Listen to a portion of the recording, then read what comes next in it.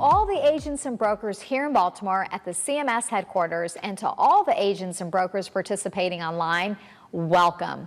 I'm sorry I can't be here in person with you today. We are thrilled you are participating in this conference because you are our local partners and you are connected to the people in your community.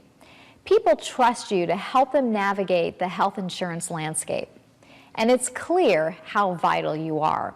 Just last year, 3.7 million people enrolled on healthcare.gov through the help of an agent or broker or through one of our private enrollment partner sites. That amounts to 43% of overall enrollments on the federally facilitated exchange alone. That's amazing work and a testament to what you do each and every day. Thank you for your commitment. At CMS, we're doing everything we can to provide more affordable options in the individual health insurance market, and our hard work is paying off. For the first time, premiums in the federal exchanges have gone down, and in some markets, a 26% decrease in premiums. Enrollment is also steady on the exchanges, and this is the result of the market stabilization rule and other actions taken by this administration. Just a few weeks ago, the Trump administration finalized a rule to help erase the division that has long existed between coverage purchased by individuals versus coverage provided by an employer. Under this rule, for the first time ever, there is a clear path for employers to provide tax-preferred funding to their employees to buy individual market coverage. Using a health reimbursement arrangement, or HRA, an employer can now fund individual market coverage on a tax-preferred basis. This gives employees the funds they need to shop for a health plan from the individual market.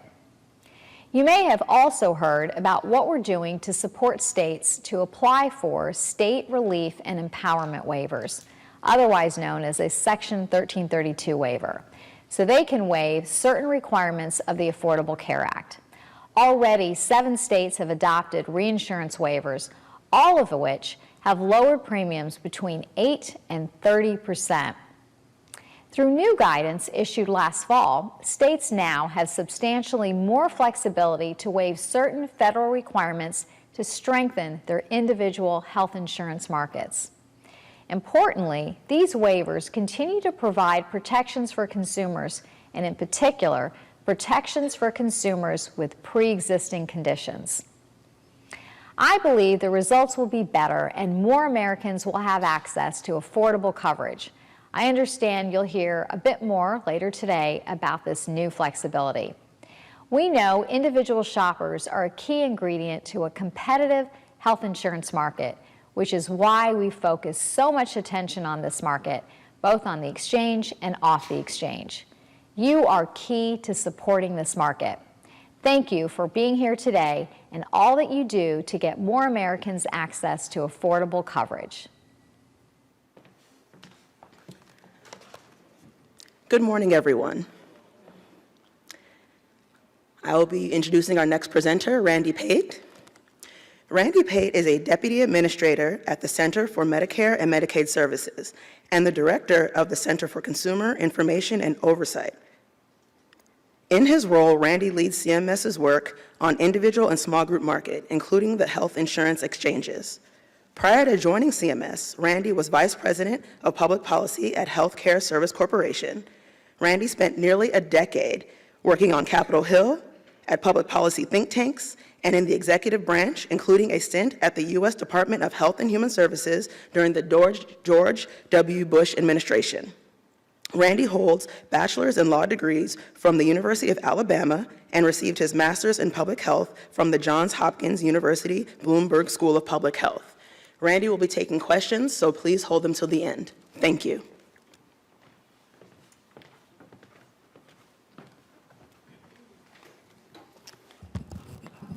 All right, roll tide, I heard that. Good morning, everybody. Thank you all so much for being here, and thank you for everybody joining us online this morning. This is a great audience. You guys look great. Apologize for the weather. but as we just mentioned, I'm from Alabama, so this is the time of year where I can finally poke fun at my northern friends who make fun of me for not being able to drive in the snow. So this is one time of year I can kind of get back at them. But as Elise said, my name is Randy Pate. I'm the director of the Center for Consumer Information and Insurance Oversight here at CMS, CCIIO, and I have a lot of members of my team here today. You're going to get to meet, hopefully, a lot of them, and hopefully you've already made acquaintance with them during the breakout session we had this morning, and hope you'll continue to do that throughout the day. So I just want to take a few minutes here to walk through, as our administrator, Seema Verma, just mentioned, some of our efforts to stabilize the individual health insurance market and really make health insurance more affordable and provide more options to people. And by the time I sit down, I hope you'll have a little bit clearer picture of our vision for the market, and talking about small group market some as well, and your role in achieving that vision and working together in partnership with us. So as you heard in the administrator's welcome video, there's a lot of steps we've taken as an administration in this area, and she does a great job in terms of driving us towards those goals and keeping us focused on stability for the market and making the right decisions to take us forward. So I first of all want to echo her thanks to you all. Thank you very much for everything that you do in this market and to help consumers enroll in coverage that meets their needs. So I just want to start this morning and pause and let you all just give yourself a hand for the great job that you do.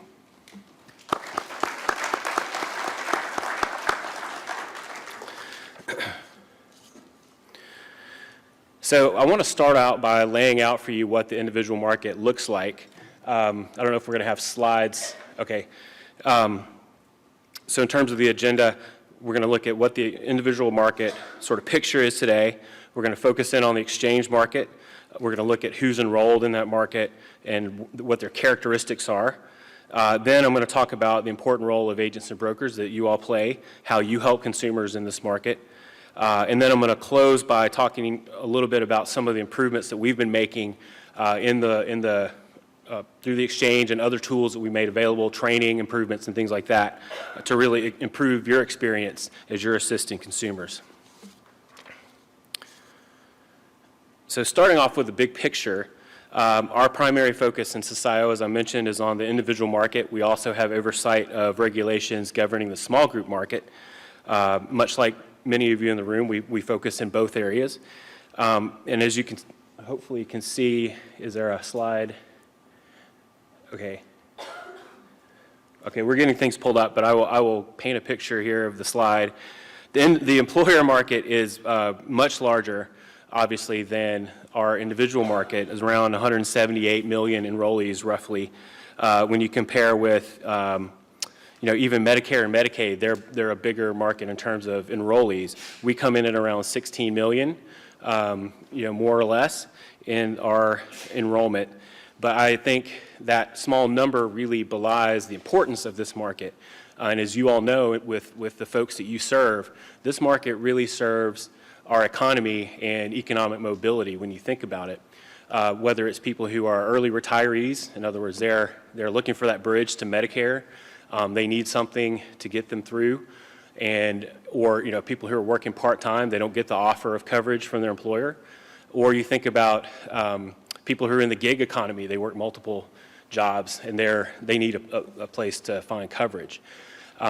Entrepreneurs, people who quit their jobs and go out and start a company on their own, they look to this market for coverage. So it is a residual market, quote unquote, in terms of it's a place that people go when they don't have an offer of coverage from one of these other markets, but it really enhances our economy and overall market stability, the fact that it's there for people and all of us may need it at some point.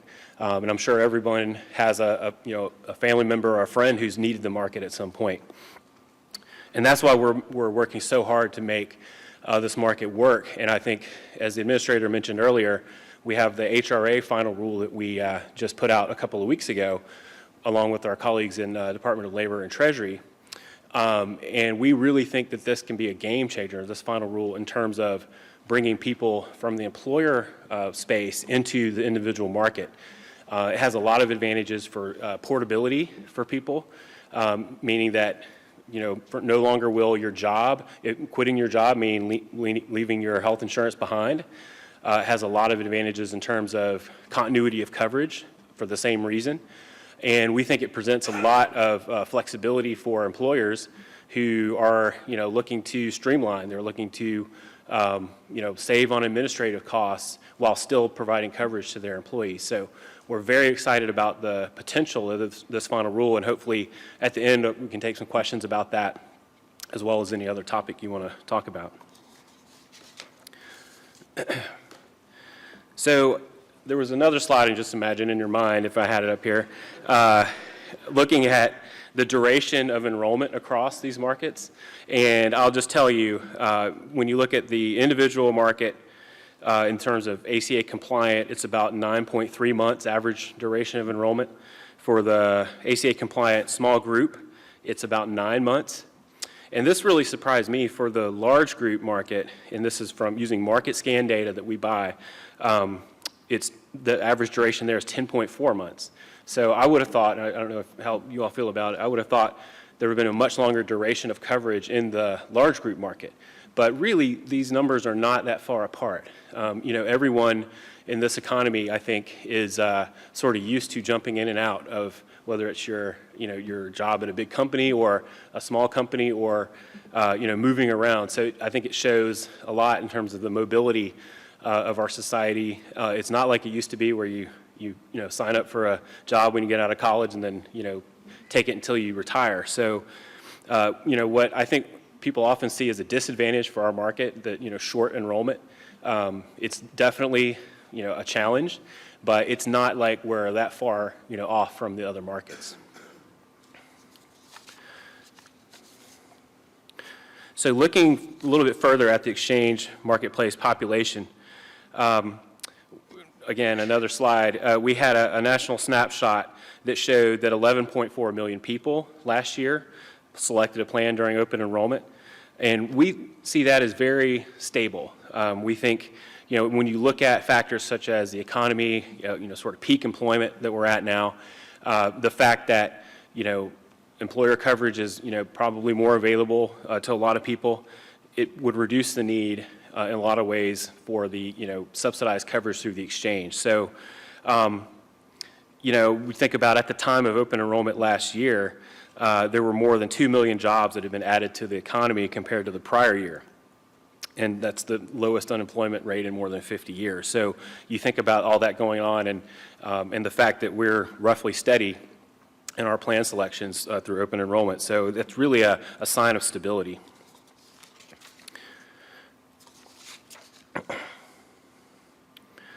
So looking at just the 39 states where we operate the federally facilitated exchange, again, plan selections remain steady with about 8.4 million consumers enrolled, and that was compared with the previous year's open enrollment where we had about 8.7. So roughly steady, and we think, again, strong signs of stability there.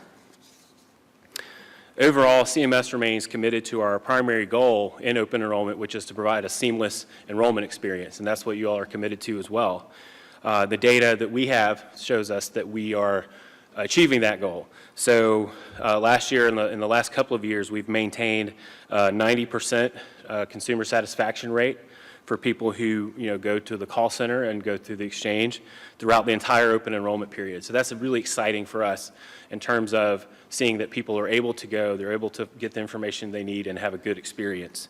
And for the second year in a row, during that last few days of open enrollment, we didn't have to deploy the waiting room. And I know that's been a big dissatisfier for consumers, especially all of us who are procrastinators, which is me and most Americans apparently, because that's the biggest sort of traffic period for open enrollment. So we were able to handle that traffic for the second year in a row without having to deploy the waiting room. So that's really exciting, and we hope to keep that going this fall as well. So as Seema mentioned, you guys were a huge part of the success, and you always are, of open enrollment, but particularly you all in terms of touching 43% of the enrollments that are coming through the federal exchange.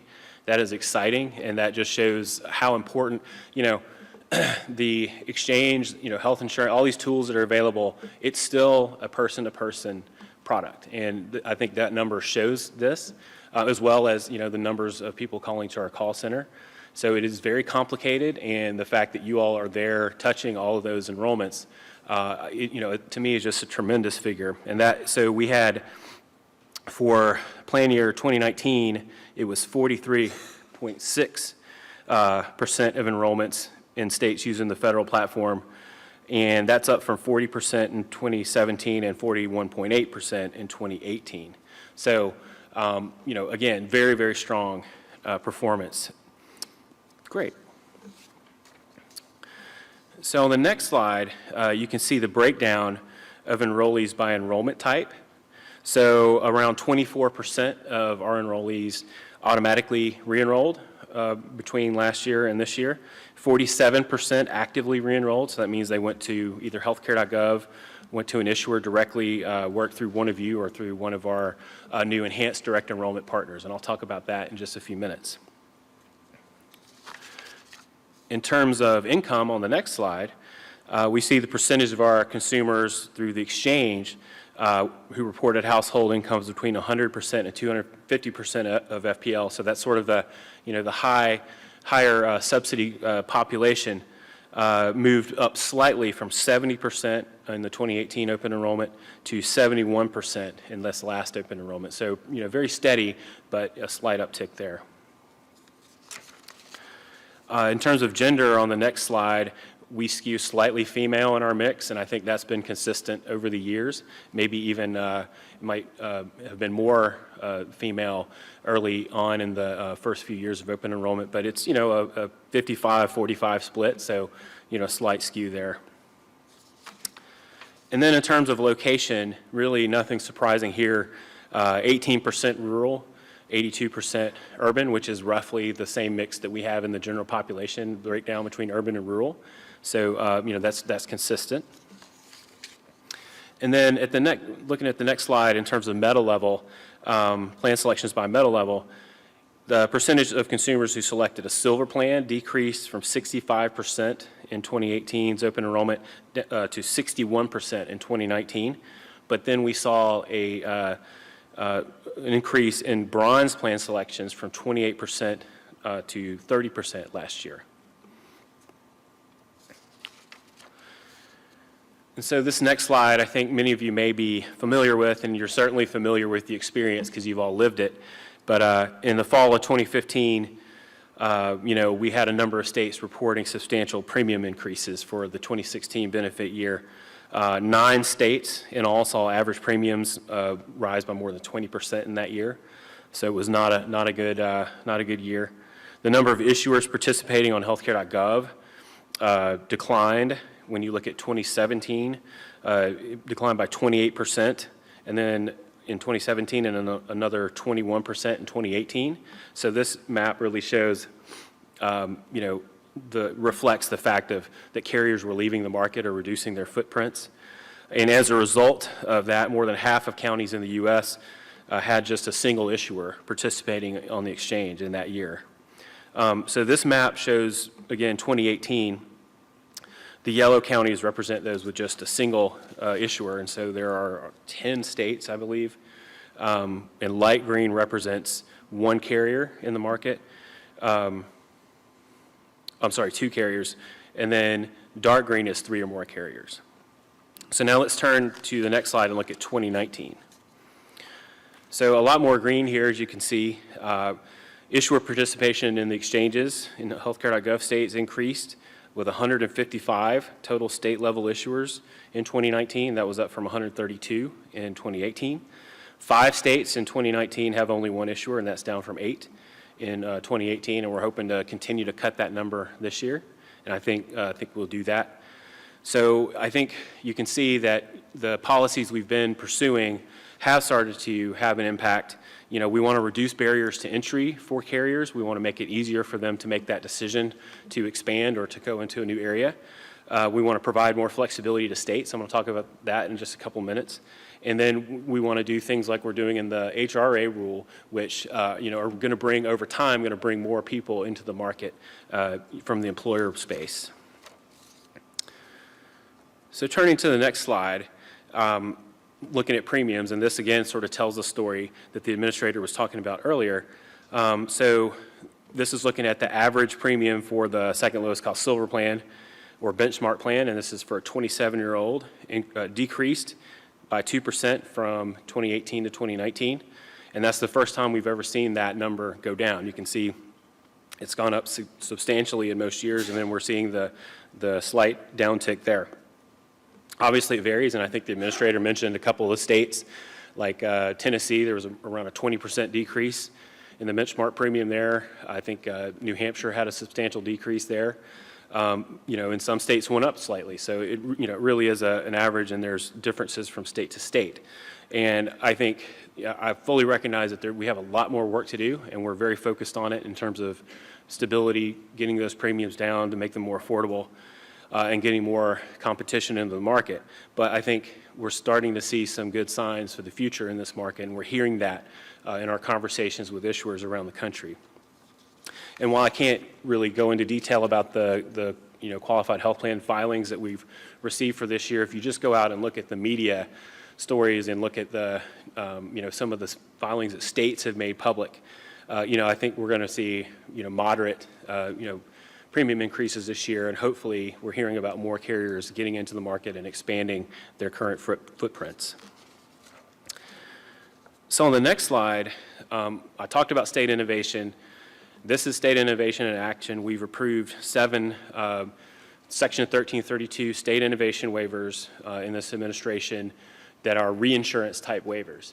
And what does a reinsurance waiver do? Well, it basically provides, it takes some of the money that would go to premium tax credits, and it provides that money to the state in terms of a pass-through payment that the state can then use, and they can put with money on their own to create a reinsurance program that applies across the entire individual market. So that includes your on and off exchange market. And so the reinsurance program takes some of the risk for the issuers out of the pool, and as a result, they're able to lower premiums across the board. So when you look at what states have been doing here, and it's been really exciting to work with them.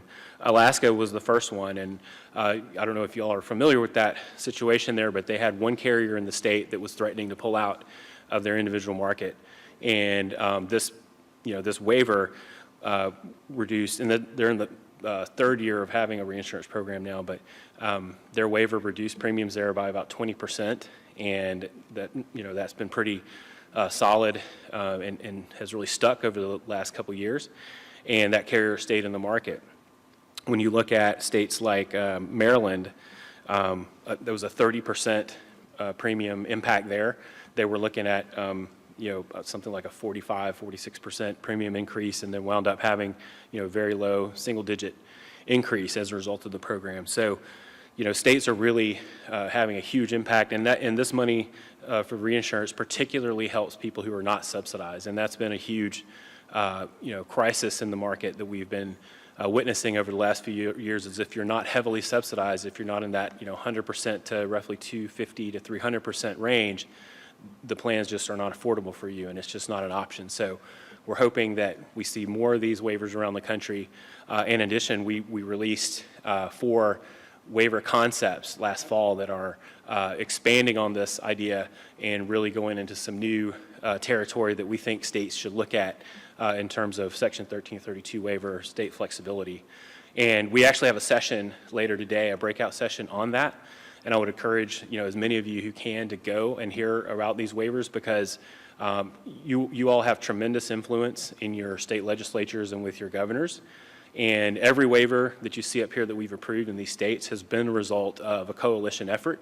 And so if you go in there and you have a strong understanding or better understanding of these waivers, and you can make the case of what it's going to do to your to the folks you serve and to these markets, I think hopefully more states will jump on board and we'll get more interest.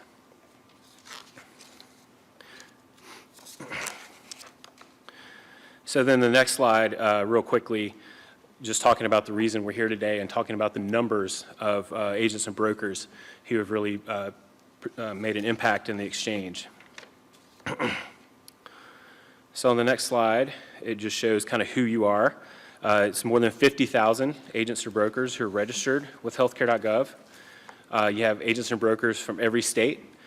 So I want to pause really quickly right here, and I heard some conversation in the cafeteria about where folks were coming from. So I just want to get a quick read here. If you traveled over 500 miles to get here, will you please raise your hand?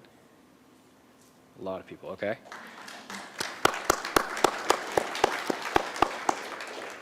What about if you traveled over 1,000 miles to get here? All right. 1,500, anyone travel 1,500 miles? And then I know we have at least one person because I overheard them in the cafeteria, but anyone travel over 2,000 miles to get here? All right, excellent. So let's go to the next slide and look at some of the results of all your hard work. So you're not going to have to read this slide. I will interpret it again. But we're really pleased with the success that we've had with you all. And again, we want to thank you for everything you've been doing.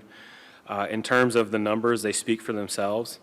And I will say, and I'm going to keep repeating this, but today and every other day that we get a chance to hear from you is all about what can we do to improve the experience? What can we do to work with you better and make it easier for you to enroll people in coverage, because that is really the lifeblood of the exchange. So looking at this slide, 9 states had a percentage of agent or broker. In this, the blue states had a percentage of agent or broker assisted enrollments larger than the national average of 43%. 17 were in the yellow category of around the national average of between 30 and 43, and then 13% had less than 30% in the gray states. And so I'll just give you, read out a little bit of this so you don't have to come up here with a magnifying glass. But the top 5 states with the most agent broker registrations are Florida with nearly 11,000, Texas coming in at 5,600, Illinois with over 4,000, North Carolina with 2,300, and then Michigan with 1,700. So on the next slide, we value every agent and broker working with us. We value all of you. The overall number of agents and brokers has remained pretty steady over the years, which is a good thing. We saw a slight drop between 18 and 19 in the number of returning agents and brokers, but that's been nearly offset by the new agents and brokers that are coming in. So we call that sort of separating the wheat from the chaff in terms of agents and brokers who are really going to be committed to driving plan selections and enrollment through this market.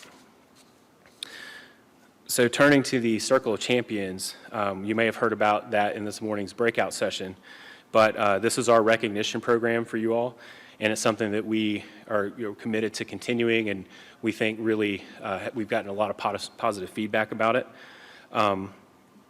This is for agents and brokers who assist 20 or more consumers can qualify for the program, and you have all the way up to the elite level of members enrolling over 100 consumers, and then we added an elite plus range for those enrolling over 500. And I just want to see by a show of hands, anyone here, if you're a member of the Circle of Champions?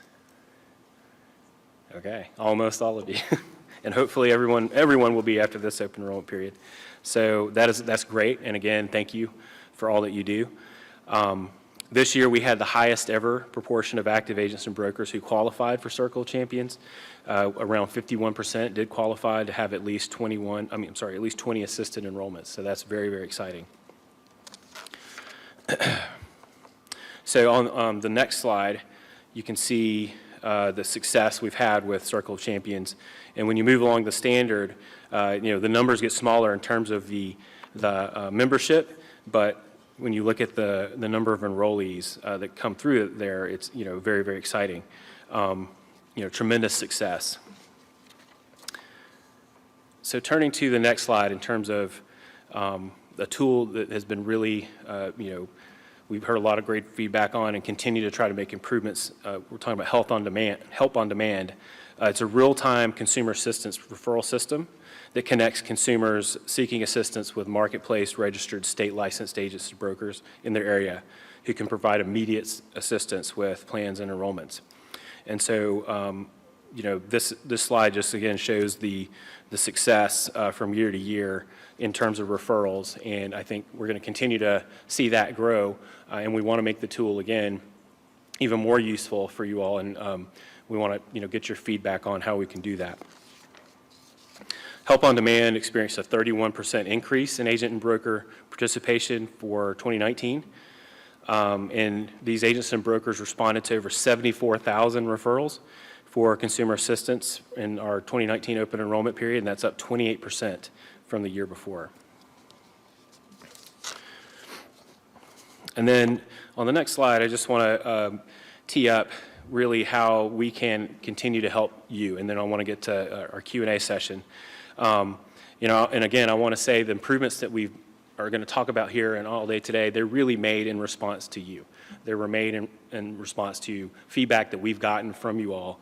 So that's hopefully a message for you all to take advantage of your time here today with the team and with us to, say what you really feel about, what we're doing and how we can improve, because that will drive what we do for the future. So on the next slide, the first thing I want to highlight to you all, and hopefully we can talk about it. I know there's I think there was a little bit of a discussion about this earlier today, was the Enhanced Direct Enrollment pathway. And that's a new pathway that we launched last fall, and it offers increased functionality for our approved Enhanced Direct Enrollment partners. And these are fully integrated platforms, and so I know many of you are familiar with how things work under classic direct enrollment, where you have during the application process, a person is redirected over to healthcare.gov to sort of complete the eligibility portion of the application. And we heard a lot of feedback from you all and from others that that really resulted in losing a lot of people, and you don't know where they go. You can't really necessarily know when they're going to come back or why. And so we wanted to really enable you all and our partners to have a seamless experience, be able to manage the entire consumer experience throughout the application, reduce that sort of source of uncertainty and consumer dissatisfaction, hopefully result in more enrollments being, plan selections being finalized and more people enrolling in coverage. So in addition to helping people enroll, this Enhanced Direct Enrollment also assists clients with year-round policy and client relationship management, so including uploading their required documents for data matching inconsistencies and retrieving their marketplace notices, for example, Form 1095A from a partner site rather than having to go to the exchange. After our first year of Help on Demand, looking at that, we identified several areas of opportunity. We implemented new tools to help agents and brokers manage their availability and track missed referral opportunities, as well as select state preferences to focus on states where they're better able to support consumers. And that's because states continue to be limited to those where agents or brokers are licensed and have a valid line of health authority. So we also streamlined the Help on Demand page itself. There was what we call an interstitial page, which is just a fancy term for saying a page that pops up in between one page and the next, and it lets consumers know that you're being redirected. So we tried to streamline that and implement an auto redirect functionality to increase the number of consumers using the tool. And we also decreased wait times for consumers throughout open enrollment using the Help on Demand tool. In terms of our technical assistance, we continue our weekly agent and broker office hours during open enrollment, including a couple of Saturday sessions that we added this year based on feedback from you all, as well as a post-open enrollment session to share feedback and lessons learned. We produce recorded webinars wherever possible, and that made it possible last year for you all to self-serve and take training when it's convenient for you. This year, we also launched the self-paced agent and broker learning on demand video series, and it covered topics of importance to enrolling clients. And then we also created an agent and broker FAQ webpage to answer questions, commonly asked questions from you all, and hopefully you're taking advantage of that resource. In the area of training and registration, we shortened the required training for returning agents and brokers, so making it a little bit easier. We made it possible for veteran agents and brokers to complete their training in as little as 30 minutes. So 97% of returning agents and brokers took this shorter option, so that's exciting. We also developed and implemented a new agent and broker marketplace registration tracker as a self-service tool for agents and brokers to track the status of their customers for the current plan year.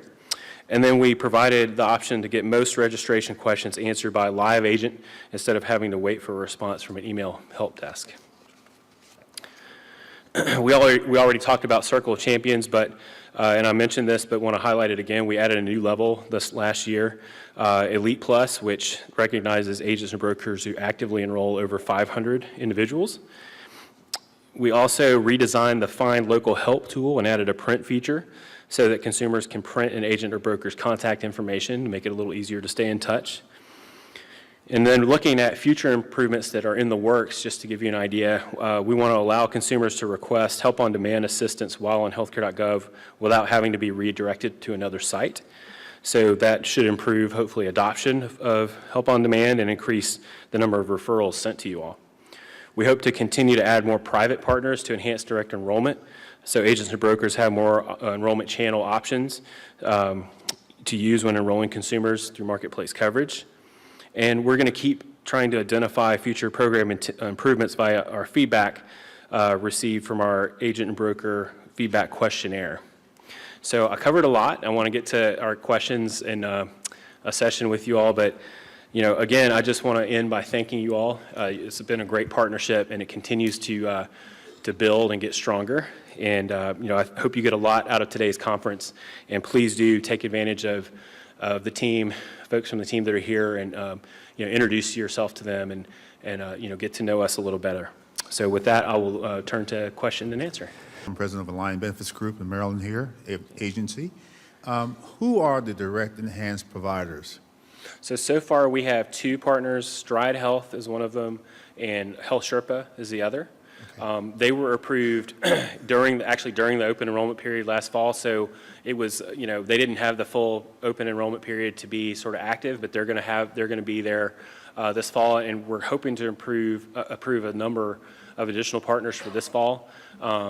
So you'll have plenty of options. As you might know, Health Sherpa offers sort of a membership service where they give you an account that you can use to directly enroll people through their platform.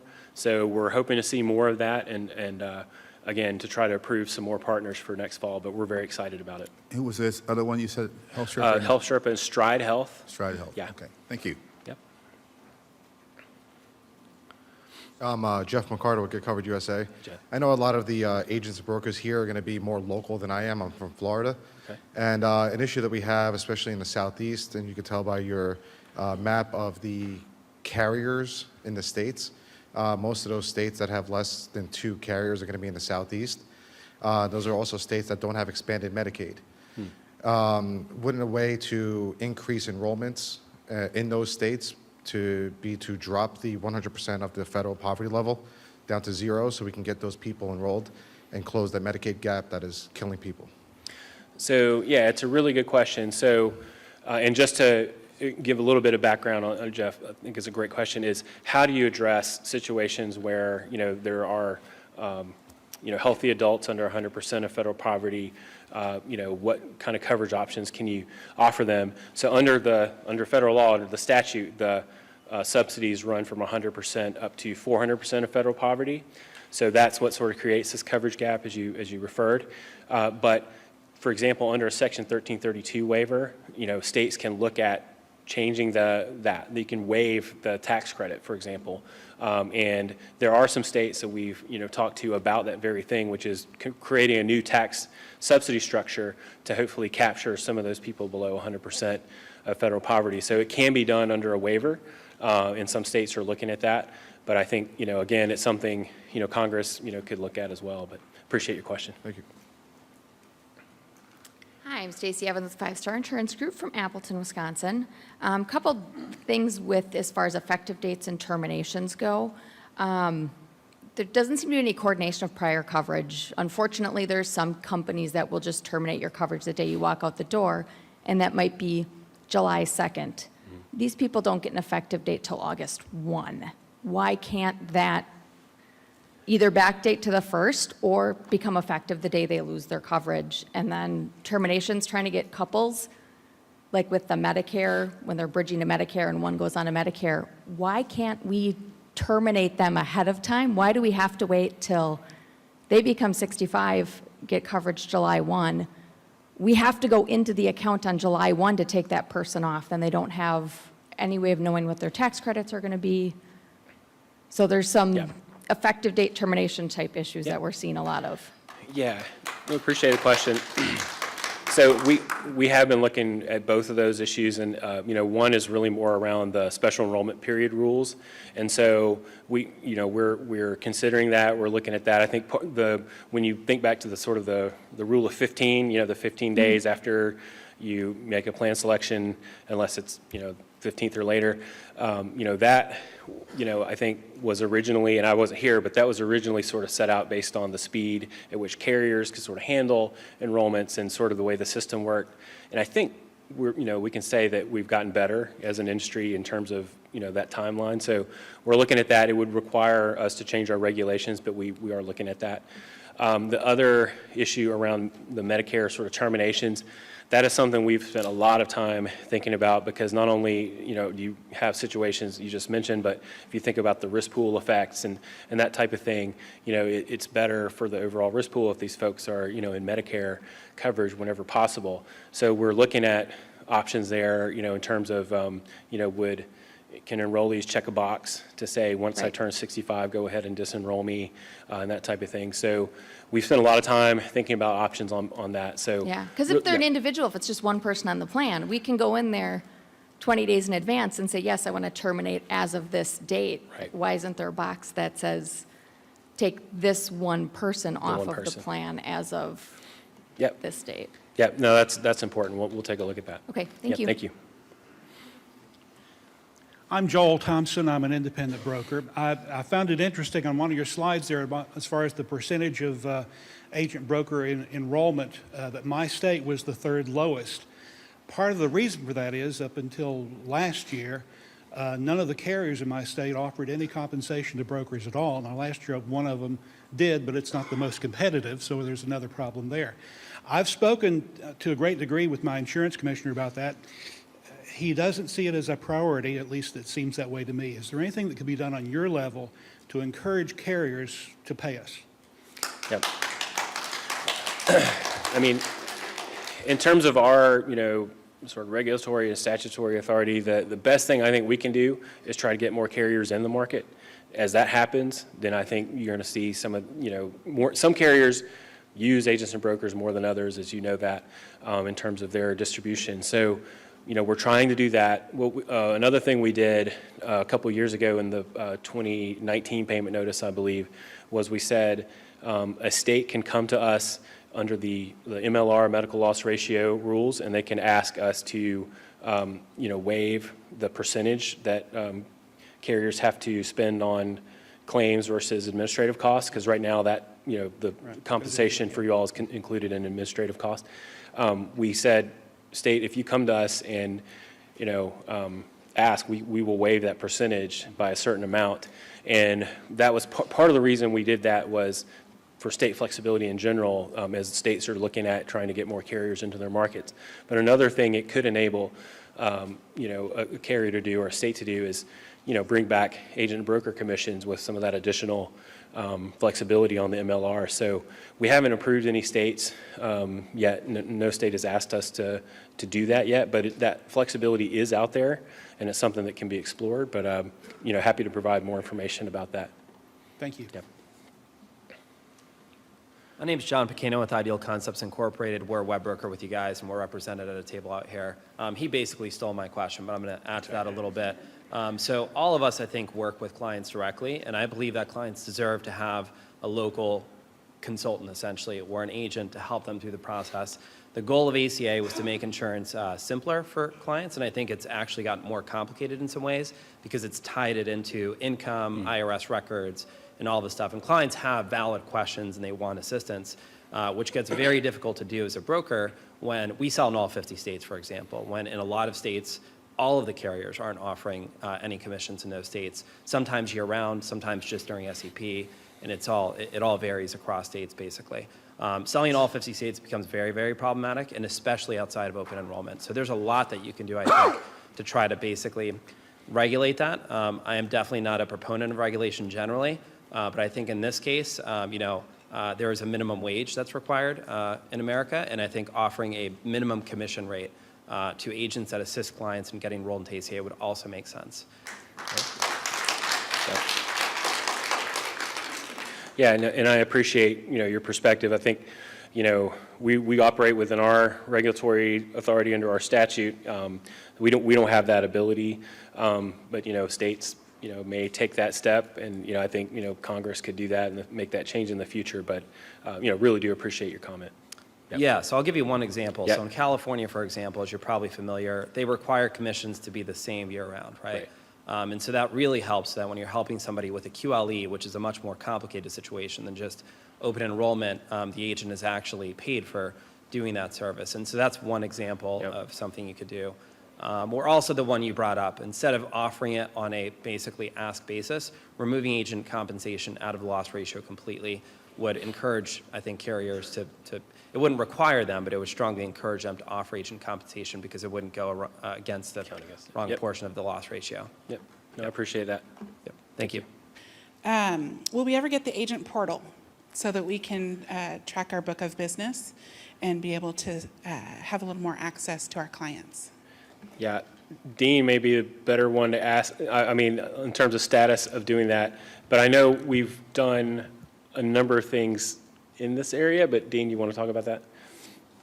If you're asking about if you're going to get an agent broker portal on healthcare.gov, is that your question? Yes. I would strongly encourage you to come to the Enhanced Direct Enrollment panel this afternoon that I'll be facilitating. You can hear about how you can gain access to an agent or broker portal. We would be many years out from doing that on healthcare.gov. The agent broker concept is live now with direct enrollment and enhanced direct enrollment. So that's really the best way to get the agent and broker portal. I think you're looking for it right now because we're not anywhere close to building it for healthcare.gov. Okay. Not on your radar right now? Okay. Yeah, thanks, Dean, appreciate that. Yeah, and enhanced direct enrollment, again, is really something we've put a lot of focus into because we think it creates so many different options, that, we would not be able to build, for example. Thank you. My name is Alvaro Sevilla. I came from Florida. My question is why we don't receive an advice from the marketplace that the customer has losing their subsidy because he don't deliver some papers, he don't deliver the taxes on time. The first notice that we receive from the customers when he is collected from their bank account. So I'm gonna try to answer this, and then Dean can correct me. But my understanding is what we're doing in enhanced direct enrollment will enable you to be able to see that, to pull up the consumer's record through. And again, the agent portals we're talking about are through these private sector partners, but they're building that functionality. And I know we have some limited functionality in that area, but that is where we really see this going in terms of, a company like HealthStrip or Stride, or in the future, some of these other companies giving you that access through their own agent broker portal, and you can pull down that record, and you'll be able to see where they are in their DMI process and things like that to work with them. Yep. Thank you. Hi, Trish Freeman from Louisiana. I was just curious if agents and brokers are going to get an 800 number to specifically talk about our clients and the complicated problems that we run into. Yeah, that is one of the most frequent questions, that we've gotten. And I will say we continue to look at it. We have our call center that has, its own sort of issues in terms of how we're trying to make improvements there. But, really appreciate the comment. We will keep working on it and thinking about it. It's just one of those things where, it would take a lot of resources for us to do that. But again, it's something it's definitely on our radar and we're definitely considering. So thank you. Amparo Perez from Florida. I would like to ask you if exists another way that the customer get the 1095A, because for the agent it's a big problem, because if they change the address, they never receive, or they throw out in the garbage, or I don't know. But I suggest to send every single 1095 to the agent. When the customer call, we can send this, the information right to them. It's just a problem for every agent in Florida, I suppose in every state. Another problem is the coordination with the tax accounting, because I don't know if the marketplace sends to the tax accounting every year the poverty level. When the tax accounting do the taxes, especially with self-employed, they put different kind of information, like income like $5,000. If the family told me that they had $30,000, for instance, it's a complication, and they remove the tax credit, and we have something that they don't coordinate. Marketplace, I suppose, don't coordinate with the tax accounting about that information that they have to discuss with the people and the family. That's two situations about the taxes that I would like to put attention in this special situation. Yes, and so when I was talking earlier, and again, I think this goes back to a lot of what we're doing in enhanced direct enrollment and direct enrollment, but under enhanced direct enrollment, if you sign up through one of these platforms, you would be able to go and get that individual's, get their 1095 on their behalf. Yeah. And so that will help you there. It will be, electronic way for you to access that.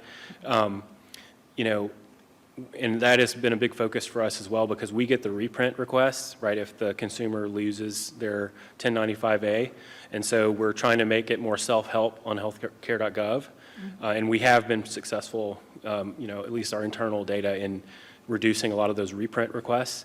But again, I think, that enhanced direct enrollment platform, and again, we see this being there being more options hopefully available this fall in that area. But again, you'll be able to go in and, if the client authorizes you, you'll be able to get that form on their behalf and help them with it. So that will hopefully address that.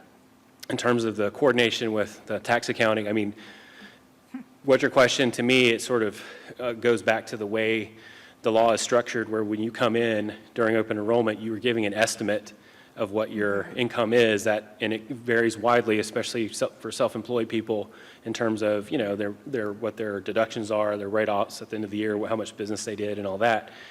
So it is inherently uncertain when you're just making a guess at it. And on top of that, the